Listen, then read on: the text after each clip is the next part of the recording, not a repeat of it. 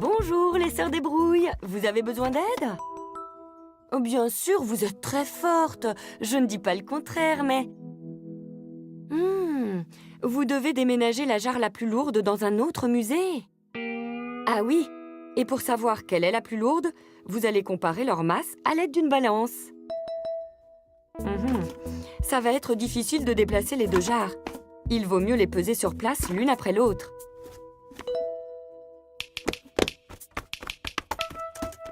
Ah, la balance. Parfait. Et qu'allez-vous utiliser comme unité de mesure? Des lampes à huile? D'accord. Voyons voir. 1, 2, 3, 4 et 5. La jarre pèse 5 lampes à huile.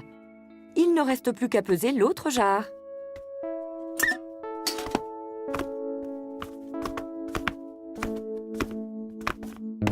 Bien. Et maintenant, combien faut-il de lampes à huile pour équilibrer la balance? 1, 2, 3, 4, 5 et 6? Non, pas tout à fait. Je dirais 5 lampes et demie. Mais ce n'est pas très précis. Cette jarre est un peu plus lourde que l'autre. Mais de combien? On ne peut tout de même pas découper une moitié de lampe à huile. Bien sûr, je disais ça comme ça. Ce qui est certain, c'est que cette jarre est plus lourde. C'est bien celle que vous devez déménager. Oh! Vous voudriez savoir précisément combien elle pèse? Eh bien, pour être très précis, on ne peut pas utiliser des lampes à huile ni des pierres, par exemple. Les pierres n'ont pas toutes la même masse. Alors, il faut une unité de mesure plus fiable que tout le monde peut utiliser. C'est pour cela qu'on a créé les grammes et les kilogrammes. Allez-y, essayez-les, je vous en prie. La jarre pèse exactement 18 kg et 500 grammes. Bravo les sœurs des brouilles! Mais de rien, c'est un plaisir de vous aider. Je vous laisse transporter votre jarre dans notre musée. À bientôt les petites déménageuses!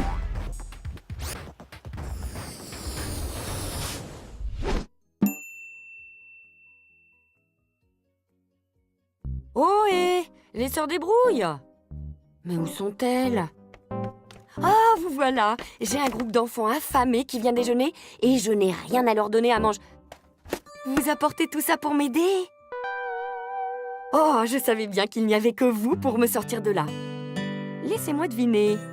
Avec la semoule, vous allez cuisiner un couscous. Mais vous en avez déjà fait? Ah, d'accord. C'est à moi de lire la recette. Alors voyons. Couscous. 4 courgettes, 6 carottes, une tomate et 1 kg 200 g de côte d'agneau.